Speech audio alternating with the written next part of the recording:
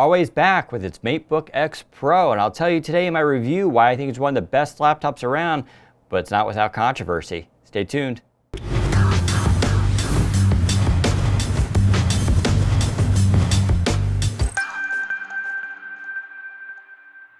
So last year we reviewed the MateBook X. It was an outstanding laptop in the Ultrabook class. It had a lot going for it. I was very impressed with Huawei's first attempt at a laptop. But this year they are back with the Pro version, and it fixes a lot of things I didn't care for in that laptop, but it does have a high price tag. Still, it may be worth it for those of you considering a Surface laptop but want something a little bit different. One of the most obvious standout features of the MateBook X Pro is going to be this display. So it is 13.9 inches. We're just going to call it 14. And you got a 3:2 aspect ratio. If that looks familiar or a little bit different, well, that's what Surface all uses across those devices as well. I recently wrote an editorial discussing how I prefer 3:2 and why I like to see more laptops adopt 3:2. Not all. I understand some people want 16:9. I just want to see more than 2 or 3 laptops on the market. So Huawei is doing that again here with this device. Now the biggest deal here is the bezels. They are extraordinarily thin. They actually make the XPS 13 look a little chubby. This is 91% display to body ratio. It's one of the highest on the market, mostly because they get rid of that bottom bezel. It just has a little bit there at the bottom, which of course you're going to need. You can see the Huawei logo is there.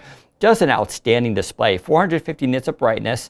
And I'll talk about that in a second again, because I want to talk about the brightness, but let's first focus on the color accuracy. You're talking 99% Adobe sRGB. They claim 100%. Okay, it's 1% off, but still very color accurate. It's also 77% Adobe RGB. So it is a touch screen too. Does not take an active pen though, but if you do like having touch, it is built in here.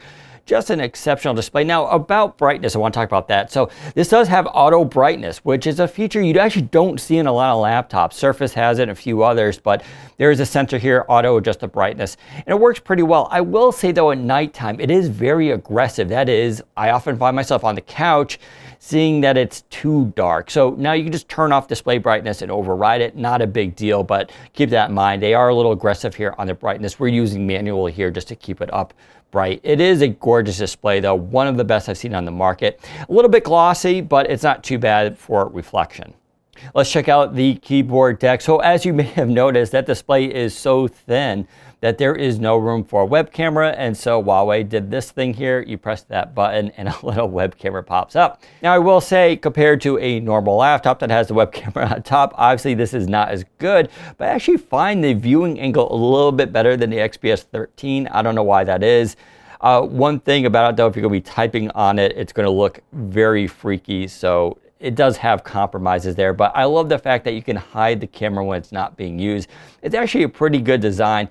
Now, Huawei cites that around 60 to 70% of people never use the web camera regularly on a laptop. That's why they don't mind doing it. I agree with that. Obviously, if you use a web camera all the time, probably not going to be your device, but you got to give them credit. That is one of the most clever things we've seen in laptops recently, and it kind of solves that problem.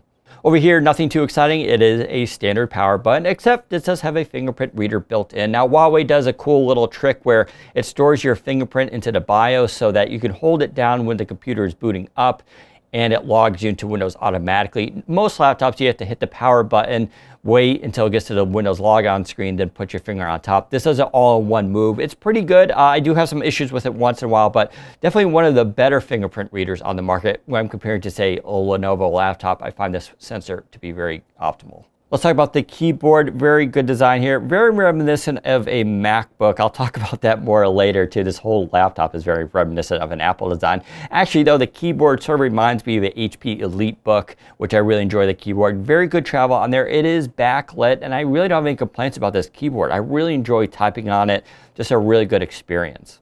Finally, trackpad. Look at the size of this thing. It is absolutely huge. Again, kind of borrowing a little bit from Apple, but I'm fine with that. And it does use precision drivers. I really like this trackpad. I have no complaints. It's very smooth. The click is good on it. Just an excellent design. Now, I don't want to overlook the speakers here. As you can see, we have top firing speaker grills. There are actually 4 speakers involved with this laptop for a quad system. I can't explain just how good this audio is. Now, they are using Dolby Atmos system built in here. So this has Dolby Atmos software, and they worked with Dolby to make these speakers.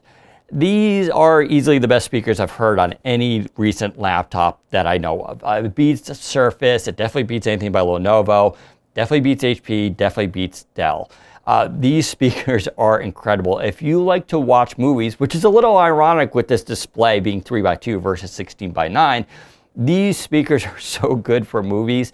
The surround sound and the spatial representation that these speakers deliver is outstanding. Bass is also pretty good. It doesn't have, unfortunately, a subwoofer built into it. It just has a really cool software ability. You have movie mode, music, game, voice. You can also personalize, or you have just dynamic. So you have a full equalizer built into this. Like I said, if you watch movies and you love audio, this is an impressive system. I'm actually blown away that Huawei has made such a good audio system compared to other manufacturers who just can't figure this stuff out. All right, let's talk about the external design. So if you're having flashbacks to a MacBook Pro, well, you're not alone. Yeah, I think it's safe to say Huawei has cloned the MacBook Pro here, and I'm kind of okay with that. I'll explain a little bit later. Let's talk about this design though. You do have their logo on the front. Now, a lot of people have lamented that logo design. It doesn't really kind of fit. I agree with that. I'm not a huge fan. I think it would have been fine if it was just their symbol, but with the Huawei, I don't know. Maybe I would have liked it in the corner or something different. Switching to the bottom, again, this looks exactly like a MacBook. You got the 4 feet here, really kind of basic design. You do have screws. You can remove the bottom here. You can really just basically swap out the SSD. I'll talk more about the SSD because that's really impressive a bit. You also have the slits here for ventilation and audio, so your speakers are still in there. They're top firing, but the sound comes out the side there as well. So this pulls in air from the sides and then blows out the back. All right, let's get to the port. So on the left-hand side, you can see you have your headphone jack. You also have 2 USB Type-Cs. One of them is full Thunderbolt 3 with the 40 gigabyte full bandwidth there. The other one you can use for power delivery. Pretty cool system. That charger is also super small and portable. Really excellent design. This is not, of course, atypical. We're seeing a lot of USB Type-Cs in these really thin Ultrabooks, but Huawei has a little bit of a surprise here, which is turning to the right-hand side. We have a full USB-A port, and that's really amazing because you think about it, this is a MacBook Pro clone, but they still managed to fit in a full USB-A port, something that Apple, of course, did not do. I know USB Type-A is definitely a legacy port now, but how many of us don't appreciate still having that available, especially for thumb drives and peripherals? Glad to see it there. And on the bottom here, you have 4 microphones for the Cortana Far-Field Array. All right, let's get to the specifications. So for a processor, you have 2 options, the Core i5-8250U or a Core i7-8550U. That's a pretty standard one. Now that is the Intel 8th generation. So you're talking a quad-core processor. Now that is 15 watt, not the 45 watt one. So as I've explained endlessly, that will give you a boost for multitasking and big apps, but it's not a gaming type CPU. So keep that in mind.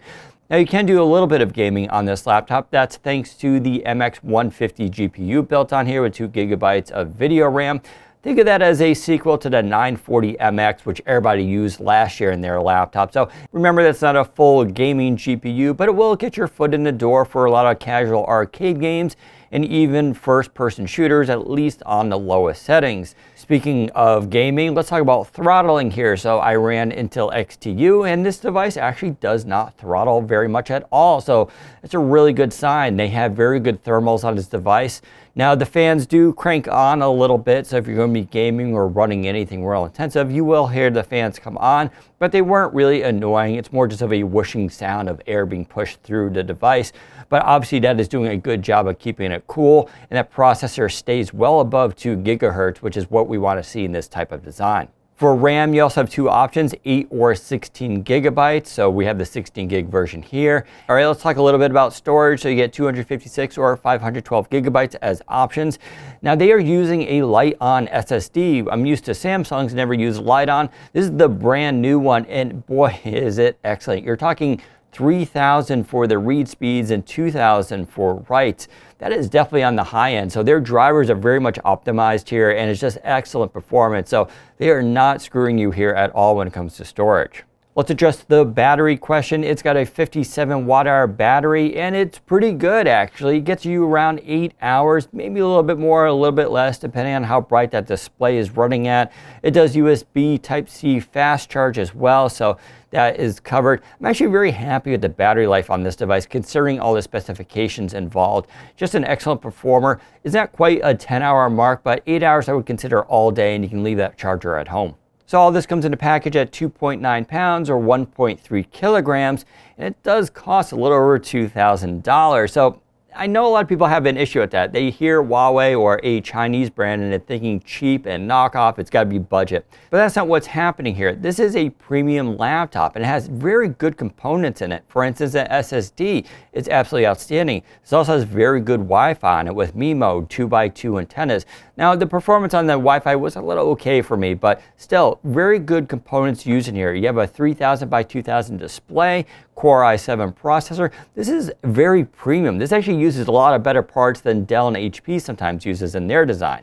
But that all comes at an interesting cost besides that $2,000. This does look a lot like a MacBook Pro. There's no way around it. And that bothers some people. It doesn't bother others. It doesn't bother me, and I'll tell you why. I think there's a benefit there. For instance, if you're currently using an Apple MacBook and you're looking to jump to Windows 10, this is your device. This is really made for you. You're going to feel right at home using this because it is very similar to the MacBook Pro design, but you're getting all the benefits almost of Windows 10. You have Windows Hello integration, you get a touchscreen, you get a 3:2 aspect ratio, you get a really nice trackpad, and really good audio. So in a lot of ways, it actually builds upon the MacBook Pro and fixes a lot of things. For instance, that USB Type-A. So there's a lot of benefits here for having a MacBook clone. Now, if you're looking for something that's really unique in the Windows world, yeah, unfortunately, you're going to live with the stigma that this is a MacBook clone. And that's a little unfortunate. I do believe Huawei has the capability to make a really nice device that's truly their own, but we haven't seen that yet, but they could do it. For now though, they are sticking to doing a lot of copying from Apple, and well, you can't really blame them, but I wish they would do something a little bit different too.